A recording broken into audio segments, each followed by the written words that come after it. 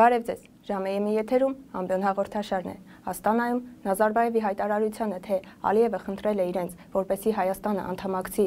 Եվրասիական տնտեսական միությանը այն սահմաններով, որ ամրագրել է ՄԱԿ-ը, պատասխանել է Հայաստանի Հանրապետության նախագահ Սերժ Սարգսյանը։ Գործող նախագահի պատասխանի եւ այլ հարցերի շուրջ քննարկումների համար տաղավար են հրավիրել Ժառանգություն կուսակցության փոխնախագահ Արմեն Մարտիրոսյանին։ Բարև ձեզ, պարոն Մարտիրոսյան։ Ծաղկաձորում նախագահը հանդիպելով երիտասարդ հանրապետականներին անդրադարձել է նաև Նազարբայևի վերջերս արված հայտարարությանը, նշելով, որ ճիշտ է Նազարբայևի ասածը տհաճ էր, սակայն մեծ հաշվով այն մեծ վնաս չի հասցնի եւ ով է ասել, որ Հայաստանը մաքսային միություն է մտնում Ղարաբաղի հետ միասին։ Դուք ինչպես եք վերաբերվում այս։ Ուրեմն սա առաջի դեպքը չի, որ Հայաստանում իշխանությունների մեջ երկու երեք բարձրաստիճան պաշտոնատար անձիկ չգիտեն, թե ինչ են ասելու։ Հիշում ենք, որ սեպտեմբերի 3-ի հետ կապված մինչ այդ հայտարարում էր, որ հենց Գալուստ Սահակյանը կամ Շավարժ Քոչարյանը, որ բացառվում է, որ մենք մաքսային միություն մտնենք, միանշանակ ասոցիացիան համաձայնագիրը ստորագրելու ենք, բայց հենց սեպտեմբերի 3-ին Սերժ Սարգսյանը լրիվ հակառակ բան ասեց։ Նույնը վերաբերում է այս դեպքին, որովհետև եւ Հովիկ Աբրահամյանը եւ Գալուստ Սահակյանը վստահեցրել են երկու այլ բարձրաստիճան պաշտոնատար անձիկ դեպ սահմանադրությամբ, ընդ որում Հովիկ Աբրահամյանը ասաց, որ Ղարաբաղի հետ ենք մենք մտնելու Եվրասիական միություն եւ մինչեւ այդ էլ խոսում էր, որ անվտանգության առումով եւ Ղարաբաղի հետ կապված են Եվրասիական եւ մաքսային միության տարածք մտնելու, բայց հենց նաև Աստանայից եւ ոչ միայն Աստանայից բարձ դարձավ, որ դա այդպես չի լինելու։ Եվ Սերժ Սարգսյանի ասածը, ըստ էության, ես համարում եմ կապիտուլյացիոն, գրեթե կարելի ասել քայլ։ Ինչ է նշանակում, իսկ ով էր ասել, որ մենք մտնելու ենք Ղարաբաղով, բա ում հետ էս մտնելու։ Մենք այստեղ Նազարբայևին անդրադառնամ, ինքը սխալ բան է ասել։ Մենք ՄԱԿ-ի անդամ ենք դարձել առանց Հայաստանի սահմանները հստակեցնելու, մենք ԵՀԿ անդամ ենք դարձել առանց նույնիսկ Թուրքիայի սահմանը ճանաչելու, այդ պատմությունը եւս հայտնի է կարծում եմ բոլորին, եւ նաեւ առևտրի համաշխարհային կազմակերպություն ենք մտել առանց, այսպես ասեմ, հստակեցնելու ինչ-որ մի բան։ Եվ պատահական չէ, որ մինչև հիմա մենք որևէ խնդիր այդպիսի չենք ունեցել։ Այս դեպքում արդեն խնդիրական հայտ է, խնդիրը հստակ է եւ իշխանությունների ասածը, որ Ղարաբաղի եւ անվտանգության հետ կապված ենք մենք գնում Եվրասիական միություն, եւս հոդս ցնդեց։ Հիմա տեսեք, մի քանի խնդիրներ կան, որոնք վրա ուշադրություն պետք է դարձնենք։ Առաջերտին, եթե այն քաղաքականությունը, որը վարվում է, շարունակվի իշխանությունների ակտիվ աջակցությամբ, ուրեմն մենք մեծ խնդիրներ ենք ունենալու հետագայում Ղարաբաղի հետ կապված։ Ինչ նկատի ունեմ։ Եթե Հայաստանի իշխանությունը այսօր իսկ որոշակիորեն հետ քայլեր է կատարում Ղարաբաղի հաշվով Եվրասիական միությունում, սա նշանակում է, որ Ադրբեջանը, տեսնելով դա, իր դիրքերը ավելի է ուժեղացնելու, այսինքն առևտուրը ապագայում Եվրասիական միության տարածքի պետությունների հետ ավելի մեծ դաշտով է իրականացնելու եւ Ադրբեջանը ավելի ազատված վիճակում է լինելու, տեսնելով, որ զիջող Հայաստան կա։ Սա նշանակում է, որ մենք խնդիրներ ենք ունենալու Ղարաբաղի հետ կապված նաեւ այլ հարթություններում։ Եթե Հայաստանը զիջումներով գնում է Եվրասիական միություն, նշանակում է, որ Ղարաբաղյան խնդրի լուծմանը նպաստող կամ Ղարաբաղի խնդրով հետաքրքրվող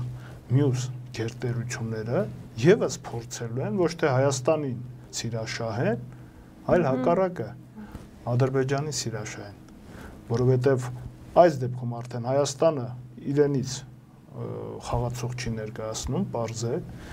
ինքը սեպտեմբերի 3-ից հետո այլևս ամբողջովին Հայաստանի իշխանությունները ամբողջովին կատարում են այն փոքրինչ ցանկությունները, որով հայտնում են Ռուսաստանի իշխանությունները, եւ պարզ է, որևէ մեկը չի ցանկանալու գործընկեր ունենալ այդպիսի Հայաստանի գործընկերություն ունենալ այդպիսի Հայաստանի հետ, եւ Ղարաբաղի խնդրով մենք ռեալ վտանգի առջև ենք անում։ Այսինքն Ադրբեջանը ունենում է ամբողջ աշխարհի, կարելի այսպես ասեմ, գերտերությունների շահագրգռվածությունը իր հետ աշխատելու այն դեպքում, եւ որևէ մեկը Հայաստանի հետ որևէ շահագրգռվածություն չունենում։ Սա նշանակում է Ղարաբաղի հարցում մեր դիրքերի ռեալ կորուստ։ Ինչը մինչև այժմ ըստ էության մենք կարողացել ենք հակակշռել նախորդ կարելի ասել 22-23 տարիների ընթացքում, որովհետև այսպես ասեմ որոշակի հավասարակշռված քաղաքականություն վարելով եւ Արևմուտքի եւ Ռուսաստանի հետ մենք կարողացել ենք այս ստատուս քվոն պահպանել։ Հիմա մենք մեր ձեռքով ստատուս քվոն փոխում ենք, այն էլ Հայաստանի համար ոչ շահեկան դիրքերով։ Պարոն Մարտիրոսյան, նախագահի այդ փոքր հայտարարության մեջ հակասություն կա, հա։ Նախ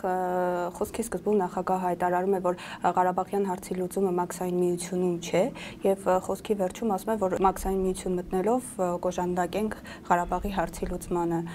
Ինչպես եք դուք հասկանում այս երկու հայտարարությունները։ Նախ ասեմ, որ իսկապես այդ սահմանում չէ, մաքսային կամ Եվրասիական միությունում չէ, որ լուծվում է, դա դրա համար կա համանախագահների ինստիտուտը, ԵՀԿ կողմից ստեղծված, պարզ է, որ այդ խնդիրը լուծում է բացառապես, այսպես ասեմ, մեր հզորության զուգահեռ եւ այդ առումով որքան էլ ակնհայտ լինի իրականությունը, պարզ է, որ միայն հենց այդտեղով չէ, որ լուծվելու է, բայց մի խնդիր կա, որ ես նոր խոսեցի, որ մենք մեր դիրքերը կորցնում ենք ոչ միայն Ռուսաստանի հետ հարաբերությունները, որովհետև մենք անում ենք այն ամենը, ինչ որ Ռուսաստանն ասում է, թելադրում է, այլև նաև մենք կորցնում ենք դիրքերը Արևմուտքի հետ, Ֆրանսիայի եւ Միացյալ Նահանգների դեպքում, որոնք ԵԱՀԿ համանախագահող երկրներ են եւ իրենք եւս շահագրգռված են լինելու բացառապես Ադրբեջանի իշխանությունների հետ լավ լինելու խնդրում, որովհետեւ պարզ է, եթե Հայաստանը ըստ էության վասալային կախվածության մեջ է, իշխանությունը վասալային կախվածության մեջ է Ռուսաստանից, ապա ինչ ասելիք ունեն իրենք Հայաստանի իշխանություններին։ Ուստի եւ այդ առումով պարզ է, որ իրավիճակը ընդհանուր վերցրած աշխարհաքաղաքական այս հարցում մեր համար բարենպաստ չի լինելու։ Ինչ վերաբերում է երկրորդ մասին, որ մաքսային միությունը կամ Եվրասիական միությունը նպաստելու է, չի կարող նպաստել, որովհետև արդեն իսկ ամենասկզբից երևաց, որ այնտեղ որևէ մեկը չի պատրաստվում Հայաստանի շահը փոքրինչ իսկ պաշտպանել։ Տեսեք, շատ հետաքրքիր իրավիճակ ստեղծվեց այդտեղ։ Ես երկու հարթության մեջ կդնեմ այդտեղի խոսքերը։ Մեկը Նազարբաևի խոսքն էր, մյուսը շատ կարևոր նաև Լուկաշենկոյի խոսքն էր։ Ըստ էության Լուկաշենկոյի ասածը հետևյալն էր, որ այն ինչ մենք ասում ենք երեքով, եթե դա կատարեք, նոր կմտնեք Եվրասիական միություն։ Չի ասում այն ինչ մենք պայմանավորվենք միասին բոլորս։ Ասոցիացիան պայմանագիրը առավելություն ուներ հենց այդ առումով։ Մենք պայմանավորվում էինք եւ Ղարաբաղի հետ կապված մենք խնդիր չունենք։ Որևէ մեկը մեզ չէր ասում, որ դուք ասոցիացիան անդամ եք դառնալու Հայաստանի, չգիտեմ, միջազգայինորեն ճանաչված սահմաններով, որևէ մեկը բան չէր ասում։ Այս դեպքում Լուկաշենկոն կարծեք թե հրամայական արդեն բնույթով ասում է այն ինչ որ մենք կասենք, դա կանեք, նոր կմտնեք։ Այսինքն մենք ոչ թե մեր շահերն էին գնալու այնտեղ պաշտպանեինք, այլ մենք ընդամենը կցորդ էինք լինելու։ Եթե մենք ուրիշի ասածն ենք անում եւ ոչ թե պայմանավորում ենք։ Եվ առավել եւս Նազարբաևի ասածը սա նշանակում է, որ մենք պետություն, որը հայտ ենք ներկայացրել Եվրասիական միության կազմի մեջ մտնելու, մեր շահը չի պաշտպանվում։ Պաշտպանվում է մի երրորդ երկրի շահ, որը որևէ ձևով առնչություն չի ուզում ունենալ Եվրասիական տարածքի հետ, բայց իր շահերը պաշտպանում են։ Եվ Ադրբեջանի շահը պաշտպանում է Ղազախստանը եւ Բելարուսը։ Եվ որոշակիորեն ցավոք սրտի նաեւ Ռուսաստանը այդքան մեծականակ զենքի մատակարարմամբ նաեւ որոշակի շահերի պաշտպանություն է Ադրբեջանի, ոչ թե որոշակի նույնիսկ ակնհայտ։ Այսինքն այս ամենը ընդամենը մեզ ապացուցում է, որ Սերժ Սարգսյանի ասածը, որ մենք Ղարաբաղի հարցը, ոչ միայն Ղարաբաղի, մենք Հայաստանի հարցը չենք կարողանալու Եվրասիական միությունը լուծել։ Մենք որևէ դրական սպասելիք ըստ էության այլևս չունենք այդտեղից։ Ուստի եւ այս ամենը հաշվի առնելով ես կարծում եմ, որ մենք Եվրասիական միություն ուղղակի չպետք է մտնենք։ Միանշանակ ունենք Ղարաբաղի հարցով խնդիր, ունենալու ենք տնտեսական խնդիրներ բազմաթիվ, որովհետեւ Լուկաշենկոն ասում է մեր ասածով պետք է լինի։ Ոչ թե Հայաստանը պետք է իր շահը պաշտպանի, ասի կարողանա որոշակի ապրանքների նկատմամբ այլ մոտեցումներ ունենա, որոշակի դիրքեր զբաղեցնի, այլ չէ։ Եվ վերջերս տեղի ունեցած այդ փլուզումը Լարսի, որ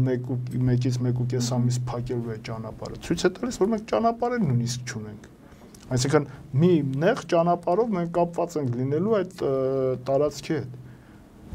Ուստի եւ Սերժ Սարգսյանի ասած այս դեպքում եւս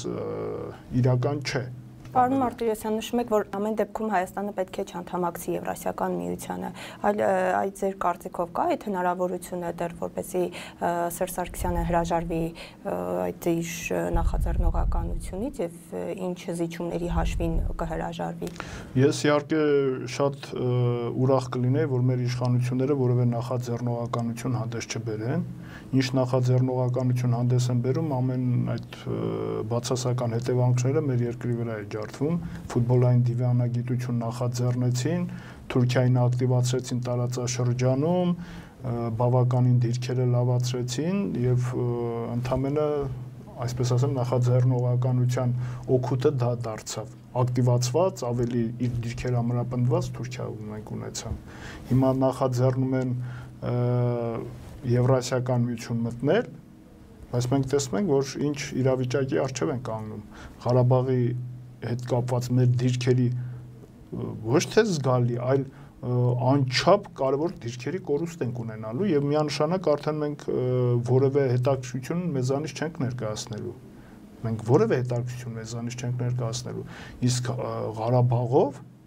նույնիսկ եթե մենք բոլոր կողմերից բլոկադայի ենք ենթարկում, միայն այն, որ կա ազատագրված Արցախ, ազատագրված իր հողերով, պարզ է, որ Հայաստանին միանգամից դարձնում էր բավականին էական խաղացող։ Այն դեպքում, իհարկե, եթե ինքը Արցախի հարցով որոշումներ է կայացնում, բայց ինքը Արցախի հարցով ըստ էության որոշում է կայացնում բացասական առումով, զիջելով դիրքեր ասելով, բայց ով եմ է։ Ոչ, Սերժ Սարգսյանը ես կարծում եմ պետք է ասեր, ինչպես մենք ասել ենք այսքան ժամանակ, մենք իրենք շահերը պետք է մինչև վերջ պահենք։ Եվ որևէ զիջում այս հարցով իշխանությունը իրավունք չունի թույլ տալ։ Ոչ հրապարակային եւ ոչ էլ բանակցությունների արդյունքում։ Որևէ ձևով, որևէ միլիմետր անգամ մենք մեր դիրքերից չպետք է ետ կանգնենք։ Ես հասկանում եմ իշխանությունը պահելու համար ցավոք սրտի արտաքին քաղաքական շահերը իշխանությունը անընդհատ սպասարկման է դնում իր իշխանությունը երկարաձգելու համար, բայց դա մեր պետության, այսպես ասեմ, դիրքերն է թույլատնում արտաքին աշխարհում։ Ուստի եւ այս պարագայում միանշանակ է, որ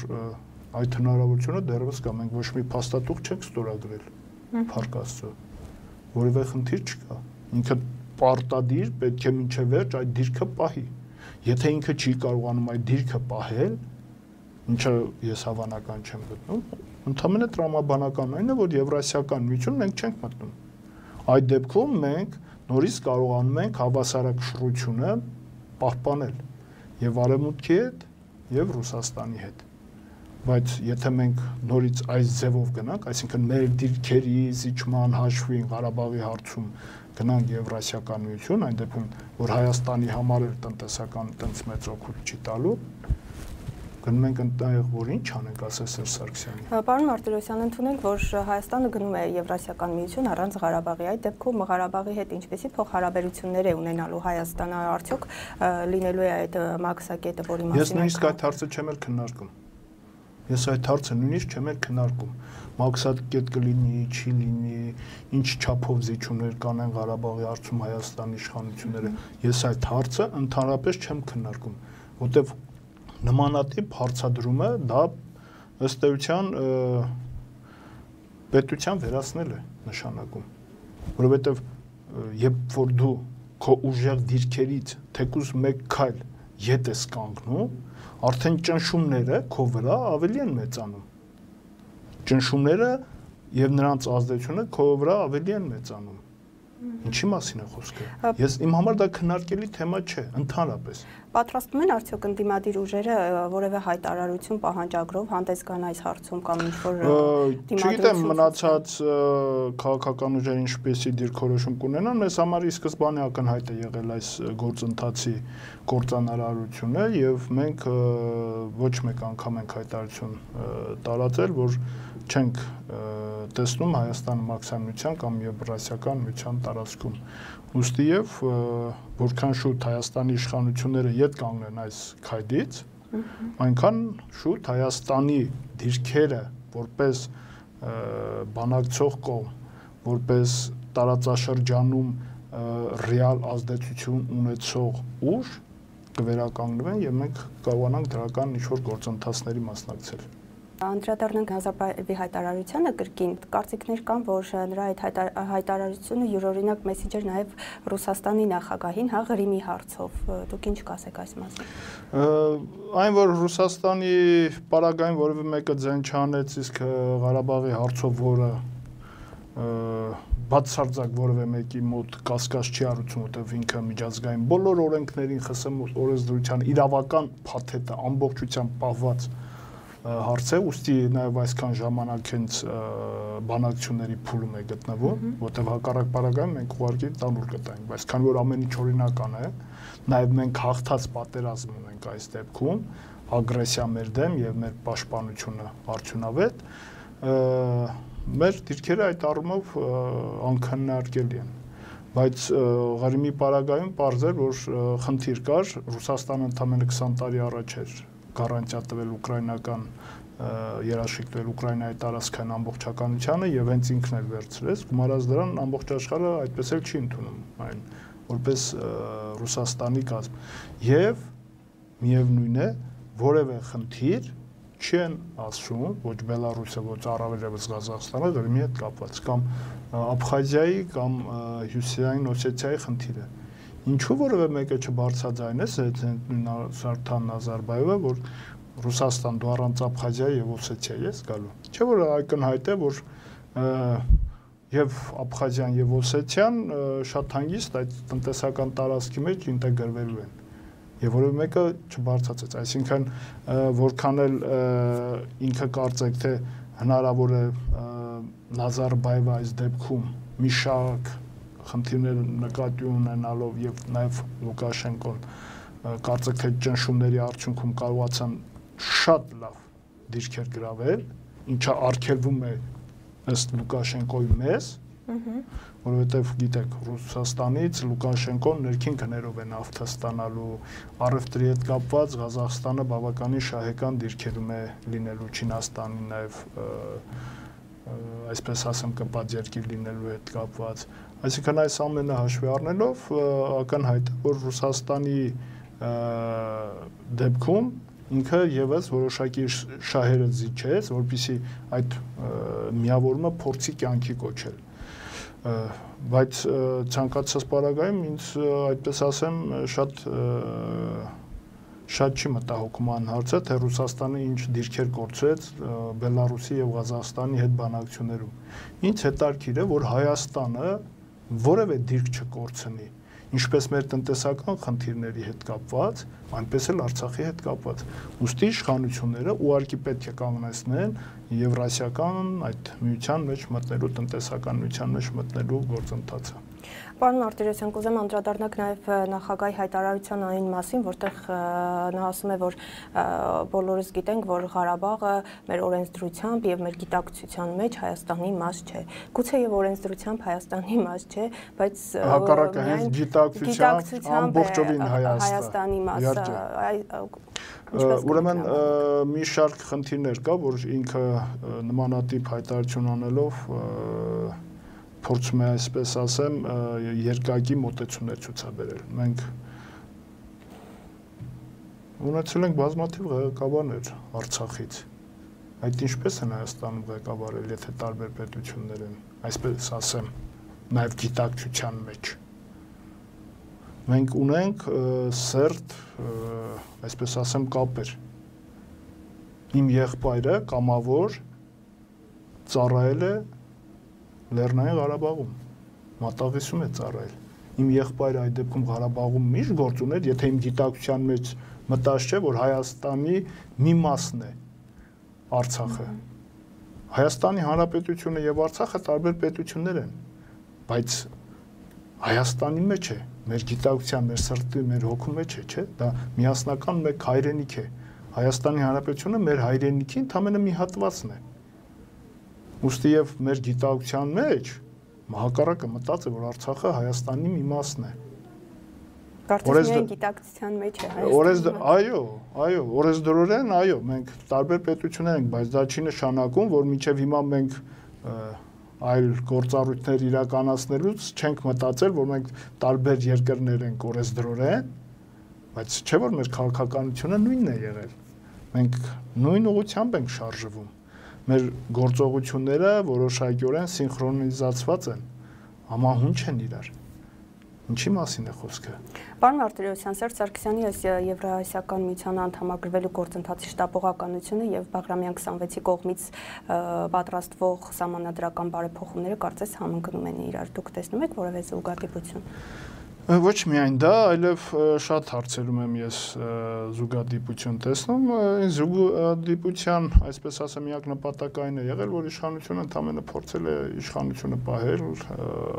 առավել շահեկան վիճակում կամ նվազագույն կորուստներով այն պահել։ Հիմա տեսեք ոչ միայն այդ խնդիրը։ Մենք 3.5 տարի ասոցիացման պայմանագրի շուրջ էինք, չէ՞, բանակցում Հայաստանը։ Իշխանությունները դարձել են ինչ-որ արևմտյան չափորոշիչների կրողներ,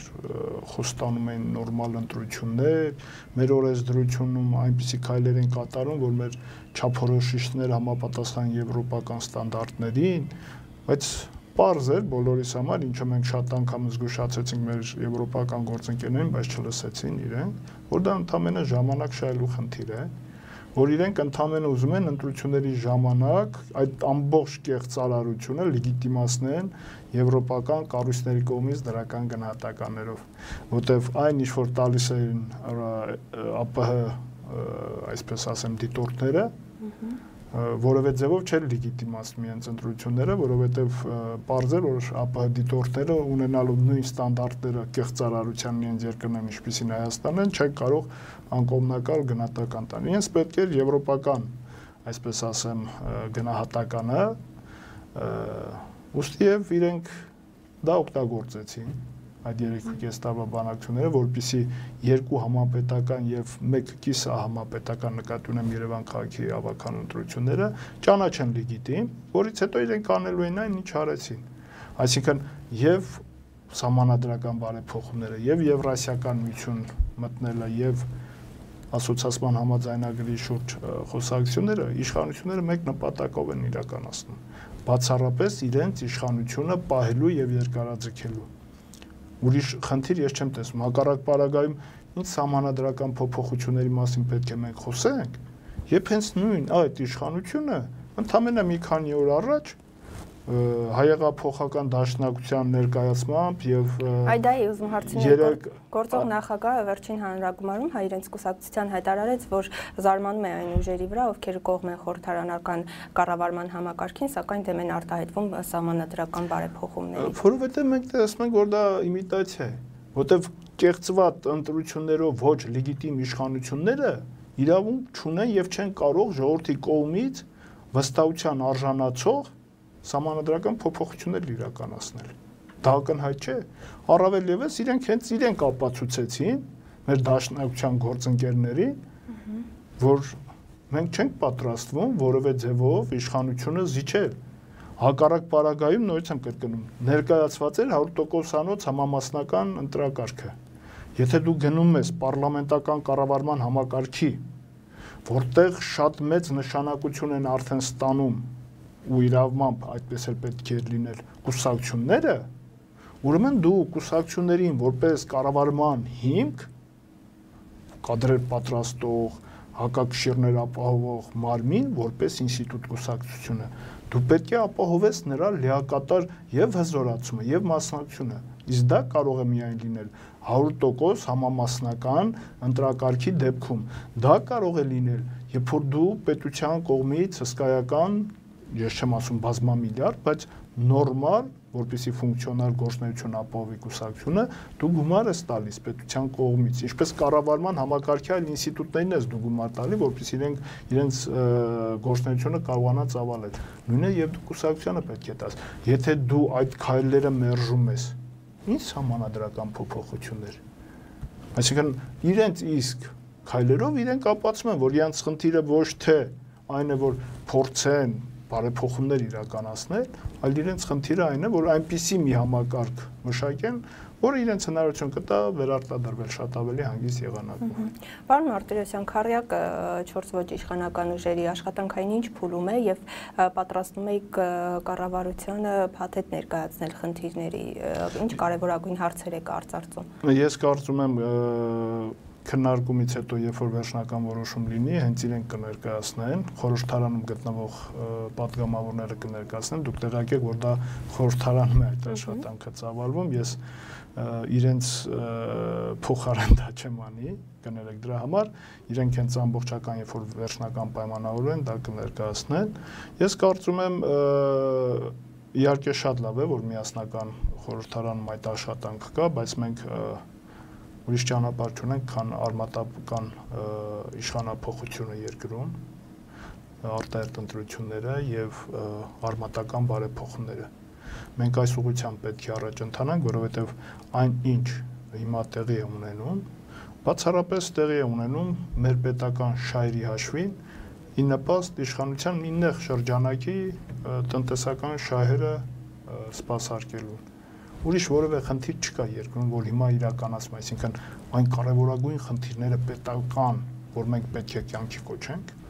իսպար հիմա բացակայում են։ Ուստի խորհրդանական 4 ուժերը ընդդիմադիր, կարծում եմ իհարկե այս հայտարարությունով կներկայացնեն իրենք ինչ հարցերի շուրջ են օրակարգ առաջարկում, բայց կարծում եմ, որ այն ավելի կխորանա եւ դա կբերի իսկապես արտահերտ ընտրությունների։ Այն ինչ որ հիմա այսօր կներեք 4 ուժերից պահանջում է ժողովուրդը։ Անդրադառնանք նաև ներկուսակցական հարցերի մամուլում տեղեկություն կար, որ հունիսին սպասվում է Ժառանգություն կուսակցության համագումարը։ Այ համագումարում ինչ հարցեր են քննարկվելու հիմնականում։ Մենք հունիսի 28-ին կունենանք մեր հերթական համագումարը, ինչ որ առանձնահատուկ իրավիճակ չէ, կուսակցության կանոնադրությանը համահունչ, մենք 2 տարին մեկ պետք է ղեկավար մարմինը ընտրենք, վարչությունը արդեն ընտրում է իր նախագահին, քարտուղարին, նախագահի տեղակալին եւ քարտուղարին, եւ հունիսի 28-ին մենք կունենանք մեր համագումարը, կներկայացնենք հաշվետվություն այս ժամանակահատվածի 2 տարիների ընթացքում կատարված աշխատանքների մասին, ինչպես նաեւ նոր վարչություն կընտրվի։ Շնորհակալություն պարոն Մարտիրոսյան հետաքրքրությունների համար։ Շնորհակալություն նաև ձեզ մեզ հետևելու համար, կարևորագույն հարցերի քննարկմանը սպասեք Ամբիոն հաղորդաշարի եթերում, կհանդիպենք։